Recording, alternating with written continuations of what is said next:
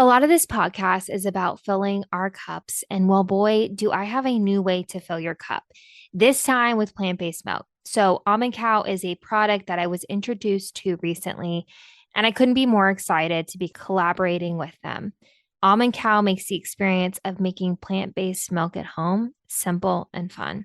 There's no straining involved, and it takes less than a minute. It's an awesome little machine that, for me, helps me make milk at home budget friendly, and healthy. And as I focus more on being my best, filling my own cup, Almond Cow is one of the first things I think of each day. So, want to try it for yourself? Almond Cow is offering a special code for you that gives you $25 off your purchase of $200 or more. You can shop at almondcow.co, that's co, not com, and use code YourGoodNews at checkout.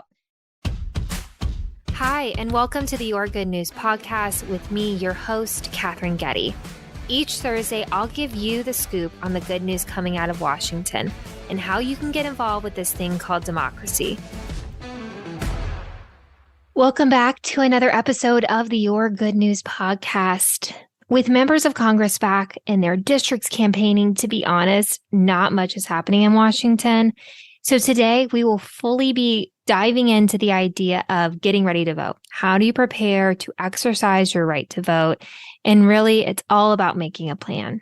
Step one, we covered mainly in episode 59, but for a refresher, registering to vote and checking your registration status. Checking your registration status, super easy. Check out usa.gov/confirm voter registration. Don't worry, I'll put that link in the show notes. And you can see if you are good to go, step one, check. If you haven't registered to vote, 21 states and the District of Columbia have same-day voter registration. I will include that link that lays out the states, and you can find out more information on if you haven't registered and you're in one of those states, how to register. So step one, registering to vote, confirming registration. Step two, find a sample ballot and research it. Finding a sample ballot gives you the opportunity to know when you walk in that ballot box or you mail in that ballot, you know exactly what you're going to be voting on and feel really confident in that. Ballotpedia.org/sample ballot lookup offers you a really quick and easy tool. If you can't find it through there, sometimes they don't have all of the ballots. You can check out your local board of election and state board of elections, and being able to kind of see a sample ballot gives you some more confidence on what you're going to be voting on. The researching piece, it's not only researching the candidates by visiting their websites, watching debates, and listening to speeches or even campaign stops. It is also looking at the ballot measures or propositions and initiatives. And at a basic level, those ballot measures, propositions, and initiatives are typically items at the end of the ballot that maybe look really wonky. They're lawyer written oftentimes, and they could reference a penny sales tax increase or half a penny sales tax increase or legalizing marijuana or adding or removing something from your state's constitution. So those ballot measures are super important. And so being able to take the time to research couple different ways, like checking out, okay, I want to learn more about proposition insert number, or this ballot measure says it's going to give a half a cent to help schools. Where is the money going to be going? You can look at your local papers. You can look online. There's a myriad of ways to be able to research and kind of take all of those pieces and form your own opinion. And then kind of the last thing is voting. So maybe you're a military service member. Sounds right, but thank you so much for your service. You already know you're going to be absentee voting, or maybe you're not able to vote in your district. You know how to get there. A really good resource is federalvotingassistanceprogram.gov. That's through the Department of Defense. It lays out how do you understand where you're going to be able to vote if you're a military service member. You can also be getting a mail-in ballot. Since 2020, you have seen more mail-in ballots. It's a new kind of a taking absentee ballot and applying it to a wider population. But make sure you read the directions and know the deadlines to submit it. USPS, we love them, but sometimes it's slow. So get those ballots in after you've done your research and exercised your right to vote. And then lastly, going in person to vote.